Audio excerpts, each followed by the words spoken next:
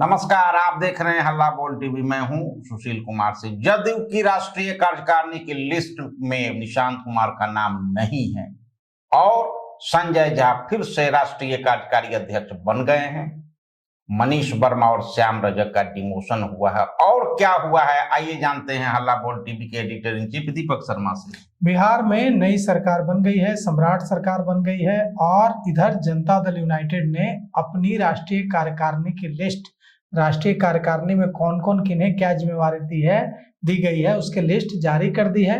इस लिस्ट में नीतीश कुमार के बेटे निशांत कुमार को कोई भी जिम्मेवारी नहीं दी गई है।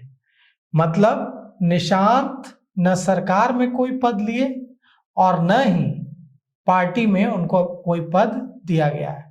अब निशांत इसका मतलब बिना कोई पद लिए पार्टी में काम करेंगे और वे 3 मई से बिहार की यात्रा पर भी जा रहे हैं। मतलब बिहार के 38 जिलों की यात्रा पर निकलने वाले हैं। अब इस लिस्ट के मायने समझते हैं। जनता दल यूनाइटेड के राष्ट्रीय कार्यकारिणी की जो लिस्ट जारी हुई है उसके मायने समझते हैं।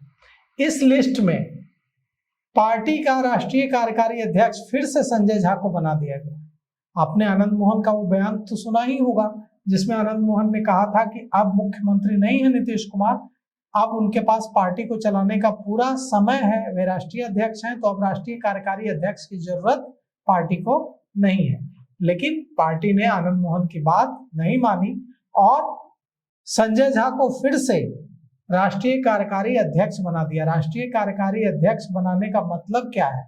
राष्ट्रीय कार्यकारी अध्यक्ष बनाने का मतलब यह है कि जितनी भी चीजें चल रही थी कि संजय झा ने विश्वासघात किया है नीतीश कुमार के साथ, ललन सिंह ने विश्वासघात किया है नीतीश कुमार के साथ, संजय झा और ललन सिंह से नीतीश कुमार नाराज हैं, ये सारी बातें झूठी थी।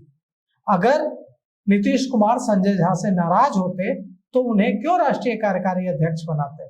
तो संजय झा को फिर से पार्टी का राष्ट्रीय कार्यकारी अध्यक्ष, पार्टी में राष्ट्रीय अध्यक्ष के बाद अगर कोई सबसे बड़ा पद है तो वो नेशनल वर्किंग प्रेसिडेंट का है। और वर्किंग प्रेसिडेंट अगर संजय झा को फिर से नीतीश कुमार ने बनाया है तो मतलब एकदम साफ है कि संजय झा पर जो भरोसा है नीतीश कुमार का वो डिगा नहीं है, वो हिला नहीं है। अब जहानाबाद के पूर्व सांसद चंदेश्वर चंद्रवंशी को बड़ी जिम्मेवारी दी गई है।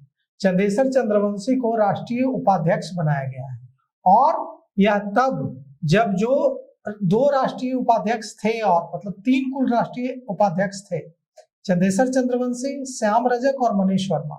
मनीष वर्मा और श्याम रजक को इस भूमिका से हटा दिया गया है, उन्हें राष्ट्रीय महासचिव बना दिया गया।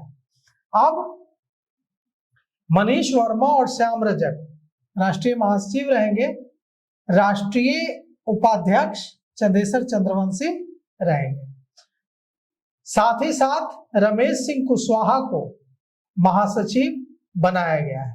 अब रमेश सिंह कुशवाहा को महासचिव बनाया गया है भगवान सिंह कुशवाहा को हटाकर।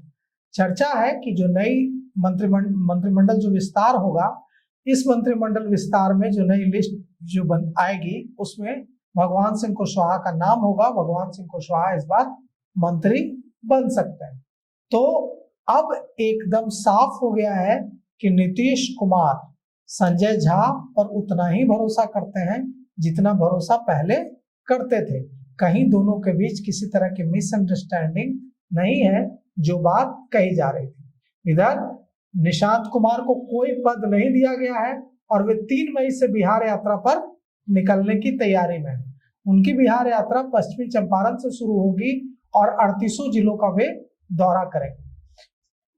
अब देखिए कि निशांत कुमार को कोई पद अगर मिलता है तो कब मिलता है और क्या मिलता है और कब तक वे बिना पद के पार्टी में काम करते रहते हैं। तो बड़ी बात, निशांत कुमार सरकार में नहीं शामिल हुए और अब संगठन में भी कोई पद उन्होंने नहीं लिया है, तो उनकी बड़ी भूमिका होगी लेकिन बिना कोई पद के।